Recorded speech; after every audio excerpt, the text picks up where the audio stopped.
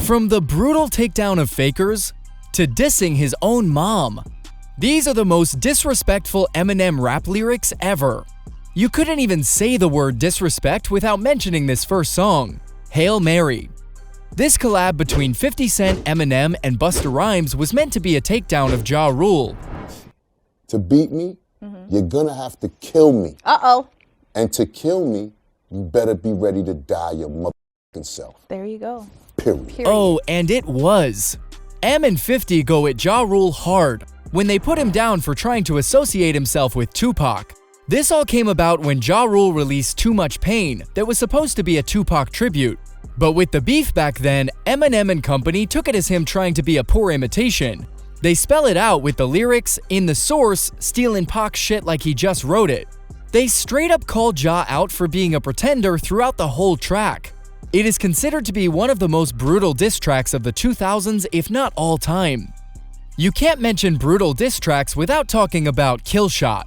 Meant as a counter diss to Machine Gun Kelly, aka MGK, Marshall Mathers, whose rap name we all know is Eminem, let him know who the king of rap was and still is. The Grammy goes to Recovery! Okay, this is crazy. Did you know MGK tweeted disrespectfully about Marshall's daughter, Haley Jade, in 2012? True story. Because of that, he got a lot of fallback from the rap community, and rightfully so. Eventually, Eminem released Not Alike in 2018 to address all of MGK's small slights here and there, plus the tweet that was so far out of line. In the lyric, he tells MGK he actually knows who he is, and that he isn't so low as to diss someone tongue-in-cheek. It was also a warning not to ever talk about his daughter again. After seeing M release the diss track after so many years, MGK released Rap Devil. In it, Kelly flat out tells Eminem it was weak to come out 6 years later and try to start a fight. Eminem quickly responded with one of the biggest smackdowns in rap history. Nah, I mean, I didn't actually like start right. It was definitely hip hop. You know, I didn't pick up a pen and realize that I could write anything until, you know, rap got me into doing that. You know what I mean? Killshot put all questions to rest as to who was the better of the two. But this idiot's boss pops pills and tells him he's got skills. But Kells, the day you put out a hit's the day Diddy admits that he put the hit out that got Pac killed. In one brutal strike, Marshall put down both MGK and his producer Sean Combs, aka P. Diddy. M hints about the rumor of Sean's involvement in Tupac's death. Today, iconic rapper Tupac Shakur was shot here in Las Vegas. The rapper was shot inside of a BMW while stopped at a red light on Koval and Flamingo. A hot debate in the rap community. At the same time, he let MGK know his skills are imaginary and only P. Diddy thinks he is any good. Did you respond to what? His last. Like on this? Kill Shot? Yes. I had a clip ready. I'll tell you, I had a clip ready. I heard Kill Shot and I put that back in the holster. I'm like, oh, word. All right. Talk about a smackdown. Because after this, it was radio silence from MGK. If you take your shot at the king, you better not miss. Let's take a moment and let them rest in peace. Speaking of putting someone to rest, Marshall did it all the way back in 2001 when he released Girls, meant as a diss to Limp Bizkit singer Fred Durst. Eminem wasn't all too happy about the fact Durst was on the side of someone else he had beef with.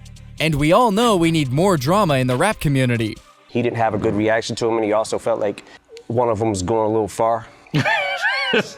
A song? Hey, man. What does that mean? The beef all started when Everlast, the musician best known for his song Jump Around in 1992, somehow accidentally referenced Marshall's daughter in a tongue-in-cheek diss lyric. This triggered Marshall to make a new diss track for Everlast titled Quitter, where he goes over in detail why you should never bring up his daughter's name. I am sensing a pattern here, just don't mention Eminem's daughter. Anyway, we don't know all the details as outsiders, but Marshall caught wind that Fred Durst was on the side of Everlast because he didn't show up to help record a song about him. And the rest is history. The lyrics on the track spell out exactly why you shouldn't mess with the king of rap or his daughter.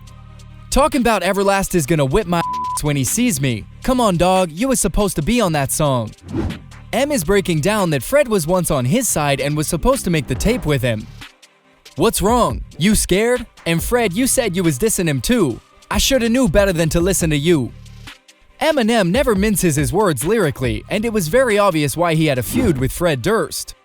However, the lead vocalist of Limp Bizkit never replied to Eminem, lyrically or otherwise. It may be that he was just someone caught in the crosshairs. Those crosshairs can seem to aim at just about anyone. Like in our next song, Marshall Mathers.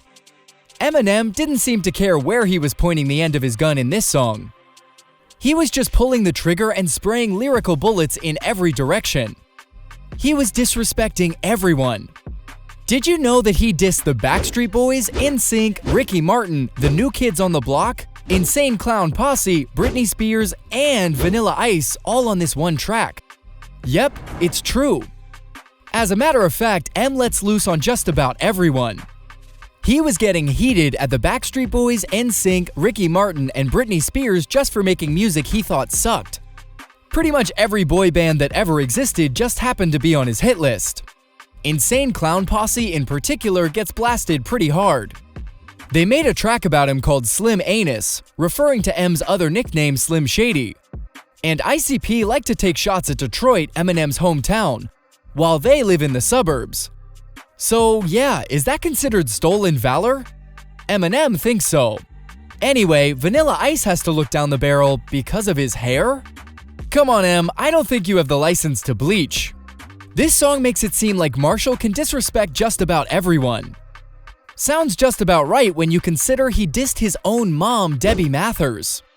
Speaking of dissing Debbie, we gotta talk about Cleaning Out My Closet. This iconic song hits pretty deep and hard. It's just a huge breakdown and diss of his mother. I guess that's not too fair, he also talks about his father too. But not nearly as much, he just talks about how he left. One of the most impactful lyrics of the song is when he mentions his mom had Munchausen syndrome. In a nutshell, it's when people fake illnesses so they can get the attention of others. The worst part? She pushed her illness off on him and made him pretend he was constantly sick. It was especially gut-wrenching when he heard, "Remember when Ronnie died and you said you wish that was me?" His mom told him that she wished he died and not her brother. Clearly, no son wants to hear that from his mother, so M did have a right to be upset. The last third of the song is how M explains he isn't doing any of this for publicity or money. Go to the mob for being spit on and being called, you disgusting pig. It's sad because people are passing judgment by listening to Marshall's songs. Despite his grief, Eminem says that he regrets making the song and apologized to his mother in a 2013 track titled Headlights, saying, "I'm sorry mama for cleaning out my closet." I guess even after as public a feud as they had, mending bridges is still possible. Those are the most disrespectful Eminem rap lyrics ever.